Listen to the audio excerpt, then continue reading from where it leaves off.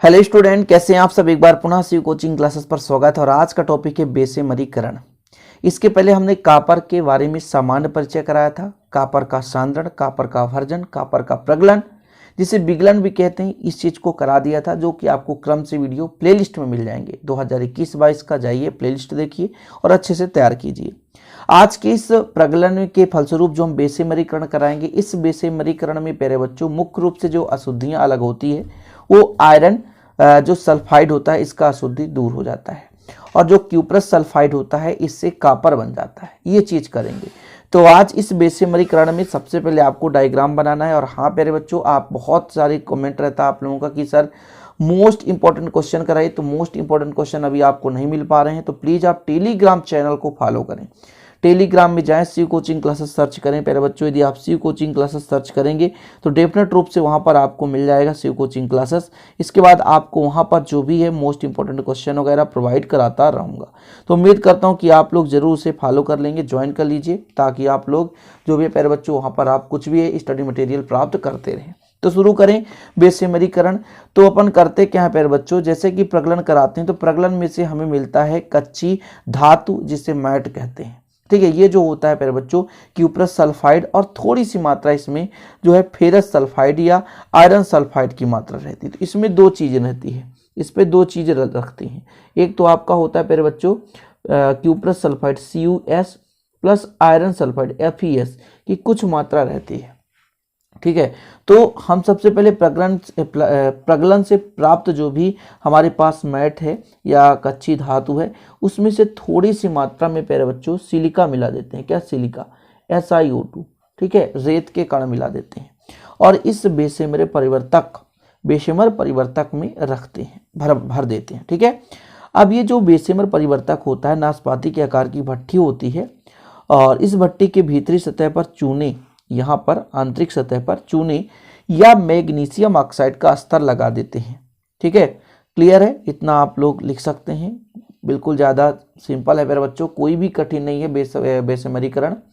तो बेसेमरीकरण में अपन क्या करते हैं, जो भी हमें प्रगलन से क्रिया के फलस्वरूप द्रवित मैट मिलता है, ये कच्ची धातु मिलता है, जिसमें क्या क्या चीज़ रहता है। एक आपका होता है क्यूप्रस सल्फाइड, इसका कॉपर का सल्फाइड भी कह सकते हैं, सिंपल आप कॉपर सल्फाइड दे दें। यहाँ पर फेरस सल्फाइड, या आप इसका नाम ले लें आयरन सल्फाइड। ठीक है, ये चीज मिलता है द्रवित मैट के रूप में, कच्ची धातु के रूप में। इसमें कुछ मात्रा में सिलिका मिला देते हैं, फिर इस पूरे मिश्रण को बेसेमर परिवर्तक में रखते हैं। ये नाशपाती के आकार की भट्ठी होती है, इसके आंतरिक सतह पर प्यारे बच्चों चूने या मैग्नीशियम ऑक्साइड का स्तर लगा होता है। इसके बाजू में काफी ऊंचाई पर एक हीटर के द्वारा क्या करते हैं प्यारे बच्चों, गर्म हवा भेजी जाती है। जैसे मान लीजिए वायु लिखा है, लेकिन ये नॉर्मल वायु नहीं होता है, इसमें हीटर के माध्यम से इस वायु को गर्म किया जाता है और फिर इसके अंदर वायु भेजा जाता है। अब यहाँ पर छोटे छोटे छिद्र बने रहते हैं, जो कि एक्स्ट्रा जो भी वायु होता है वो बुलबुले के रूप में जब निकलता है तो बाहर निकल जाए। लेकिन इस गर्म वायु के ही कारण जो अंदर हमारे पास CO2S है, FeS है, तो जो आपका FeS है वो FeO में बदलता है। किस में बदलता है? FeO में बदलता है।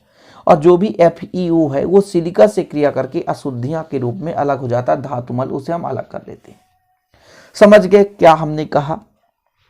कि इसमें मेन काम है, जैसे हमने क्या क्या चीज लिया, द्रवित मैट लिया, द्रवित मैट में CO2S और FeS है, यानी आपका कॉपर सल्फाइड है और आयरन सल्फाइड है। इसमें हमने सिलिका मिला दिया जाता है मेरे बच्चों। सिलिका इसलिए मिलाते हैं क्योंकि जो भी आयरन सल्फाइड है, उसमें जो आयरन सल्फाइड है, तो सबसे पहले तो सल्फर जो इसका है वो सल्फर डाइऑक्साइड बनाकर अलग हो जाता है, कोई दिक्कत नहीं होती उसमें। लेकिन जो आपका आयरन होता है प्यारे बच्चों, ये नॉर्मल अलग नहीं होता, इसलिए ये जो FeO में कन्वर्ट होता है, यानी आयरन ऑक्साइड बनता है। फिर वो आयरन ऑक्साइड SiO2 के साथ क्रिया करके आपका क्या बना लेता है, फेरस सिलिकेट, जिसे धातुमल कहते हैं, जिसे अशुद्ध कहते हैं, वो अलग हो जाता है। और जो हमारे पास यहाँ पर CO2S है, इसका भी ऑक्सीकरण होता है, तो CO2O बनाता है। फिर प्यारे बच्चों CO2O जो होता है वो पुनः CO2S से क्रिया करता है, तो पुनः वो क्या बना लेता है, तो वो आपका शुद्ध कॉपर बनाता है। इतना क्लियर है, इतना आप लोगों को पता होना चाहिए। सिंपल तरीके से मैं जो कह रहा हूँ अभी लास्ट तक देखेंगे, क्योंकि यहाँ से ऑब्जेक्टिव भी कैसे पूछा जाता है वो भी क्लियर करने वाला हूँ। तो एक बार फटाफट रिवीजन करते हैं, इसके बाद समीकरण देखेंगे। हमने क्या कहा, प्रगलन से प्राप्त द्रवित मैट Cu2S और FeS में थोड़ी सी मात्रा में सिलिका मिला दी जाती है, फिर इस पूरे मिश्रण को बेसेमर परिवर्तक में रखते हैं। यह नाशपाती के आकार की भट्ठी होती है। इसके आंतरिक सतह पर चूने या मैग्नीशियम ऑक्साइड का अस्तर लगा होता है।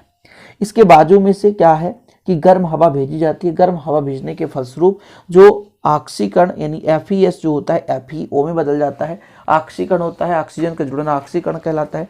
तो यहाँ पर मेन रूप से अब क्रिया आप समझोगे तब तो आपको पूरा कंप्लीटली समझ में आएगा।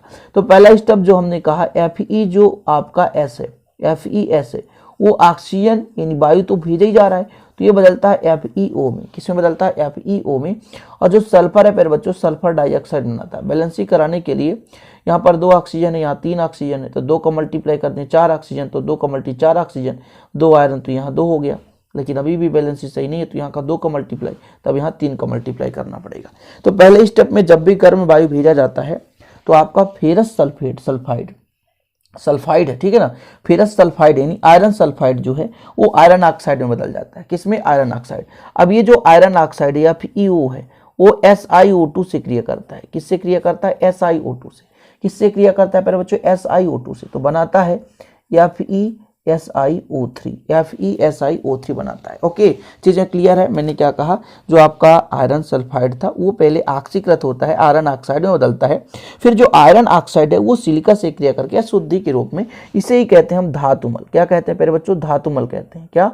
धातुमल। इसको आप लिखना चाहते हैं रासायनिक नाम तो लिख सकते हैं फेरस सिलिकेट। क्या? Ferrous silicate. ये है प्यारे बच्चों फेरस सिलिकेट। ओके, क्या है? Ferrous silicate. ठीक है, तो FeS था, ऑक्सीकृत होकर FeO बना लिया, आयरन ऑक्साइड बना, सल्फर डाइऑक्साइड, और जो आपका FeO प्यारे बच्चों SiO2 से क्रिया करके धातुमल बना दिया। सिंपल है, क्लियर है, इतना समझ गए। आगे यदि हम बात करें कि हमें अभी कॉपर तो नहीं मिला, तो आगे क्या है, तो प्यारे बच्चों ये जो द्रवित मैट है इसमें 2 चीजें होती है, Cu2S और FeS। जो FeS है वो तो अशुद्ध के रूप में बाहर हो गया। S जो है सल्फर डाइऑक्साइड, और Fe जो है ऑक्सीजन के साथ ऑक्सीकृत हुआ तो FeO बनाया, फिर SiO2 से क्रिया करके FeSiO3 बना दिया। सिंपल है, फेरस सिलिकेट के रूप में अलग हो गया। लेकिन अभी यहां पर बचा है Cu2S। अब यही जो Cu2S है ये भी ऑक्सीकृत होता है। Cu2S ये भी ऑक्सीकृत होता है, O2 से क्रिया करता है। फिर बच्चों जानते हैं क्या बनाता है? Cu2S, ठीक है, ऑक्सीकृत होता है तो आपका कॉपर का ऑक्साइड बनाएगा। ठीक है, ये जो आपका कॉपर ऑक्साइड बन गया, इसे हम क्यूप्रस ऑक्साइड भी कह सकते हैं। और आपका जो सल्फर है वो सल्फर डाइऑक्साइड के रूप में, तो गायब से फैरी भैया उड़ गया, समझ गए ना। लेकिन फिर से इसमें से हमें कॉपर बनाना, तो होता क्या है, जो ये क्यूप्रस ऑक्साइड मिला ये क्यूप्रस सल्फाइड से क्रिया करता है CuS से, और शुद्ध कॉपर बनाता है। और जो सल्फर है ऑक्सीजन से क्रिया करके सल्फर डाइऑक्साइड बना लेता है। बैलेंसी तो कराना ही पड़ेगा, अन्यथा बैलेंसी हो नहीं पाएगा। यहाँ पर देख लीजिए, सल्फर है सिंगल, और यहाँ पर ऑक्सीजन है 1, यहाँ पर 2, तो 2 का मल्टीप्लाई कर दें। अब कॉपर कितने हो गए? तो 6। तो इस प्रकार से हमें शुद्ध कॉपर मिल जाता है। इस प्रकार से हमें शुद्ध कॉपर मिल जाता है। अब जैसे हमने ये क्रिया तो करा दिया प्यारे बच्चों कि इसके अंदर क्या क्या रिएक्शन होता है, वो चीज़ हमने बता दिया। लेकिन कब जानेंगे कि ये अपक्रिया कंप्लीट हो गया? तो जब अपक्रिया कंप्लीट हो जाता है तो इसके मुहाने से ऊपर से जो प्यारे बच्चों बेसेमर परिवर्तक का मुंह है वहां से हरे रंग का ज्वाला निकलने लगता है। ठीक है, इसका पहचान है कि हमारे अंदर जो रासायनिक क्रिया कंप्लीट हो चुका है उसका पहचान ये है कि उसके मुंह से हरे रंग का प्यारे बच्चों क्या निकलने, ज्वाला निकलने लगता है। ठीक है, और जैसे ही हरे रंग का ज्वाला निकलने लगा वायु प्रवाह करना बंद कर देते हैं। इसके बाद अपन करते क्या है कि इस पूरे बेसेमर परिवर्तक को उल्टा करके कहीं किसी न किसी पात्र पे निकाल लेते हैं। लेकिन होता क्या है, जो हमारा पिघला हुआ धातु है इसमें कुछ न कुछ सल्फर डाइऑक्साइड की गैसें रहती हैं। जैसे इसको किसी पात्र में हमने निकाल दिया, उसमें कुछ ना कुछ प्यारे बच्चों सल्फर डाइऑक्साइड की गैसें रहती हैं। जब इसे धातु को ठंडा किया जाता है तो जो सल्फर डाइऑक्साइड है वो बुलबुले के रूप में निकलती है। इस कारण से जो धातु की सतह पर छोटे छोटे छिद्र बन जाते हैं, जिसे कहते हैं फफोलेदार तावा। इसमें जो कॉपर होता है प्यारे बच्चों 98% कॉपर, 2% इसमें भी कुछ न कुछ अशुद्धियां बली रहती है, मतलब मिली रहती है, जिसे अपन क्या करेंगे, विद्युत अपघटन के फलस्वरूप शोधन कर लेंगे। समझ गया मैंने क्या कहा? कि कैसे पहचानेंगे कि बेसेमर परिवर्तक में हमें शुद्ध कॉपर मिल चुका है। तो फिर आपको पहचानने के लिए प्यारे बच्चों आपको ये पता करना होगा कि इसके मुंह में, यहाँ पे जो मुंह बना हुआ बेसेमर परिवर्तक का मुंह है, किस प्रकार का ज्वाला निकल रहा है। तो मुंह से हरे रंग का ज्वाला निकलेगा। तो प्यारे बच्चों यहाँ पर ये निष्कर्ष निकलेगा कि अभिक्रिया कंप्लीट हो चुकी है, कॉपर मिल चुका है।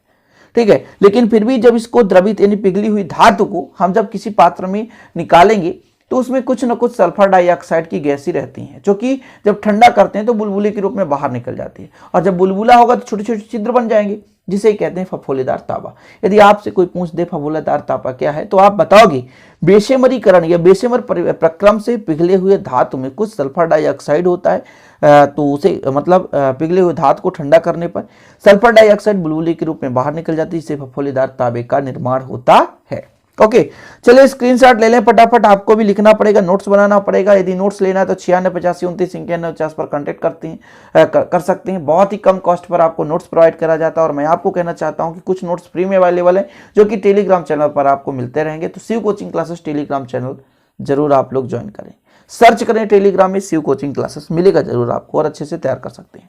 तो बेशेमरीकरण पर यहाँ पर आप लोग सीख लीजिए, जो भी करना है प्यारे बच्चों, आप लोगों को अच्छे तरीके से बनना चाहिए। हर टॉपिक को स्क्रीनशॉट ले लें, यहाँ पर समझ दे रहा हूँ आपको।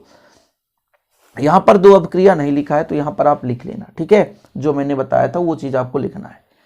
तो इस प्रकार से हो जाता है कंप्लीट। उम्मीद करता हूँ वीडियो पसंद आएगा, पसंद आए तो लाइक जरूर करें, दोस्तों के साथ शेयर करें। हाँ प्यारे बच्चों, आपका जो हमारे लिए एक ही काम है, subscribe, like, share and comment. इन 4 चीज़ों से हम आपके लिए निरंतर वीडियो बनाते रहते हैं, और आप हमारा इतना यदि सपोर्ट करते हैं तो हमें एक मोटिवेशन भी मिलता है, और हम आपके लिए एक नए से नए कंटेंट, अच्छा कंटेंट देने की कोशिश करते हैं। चलिए प्यारे बच्चे, है ना, अच्छा लगे तो प्लीज़ एक बार कहना चाहूँगा लाइक करें। जय हिंद, वंदे मातरम।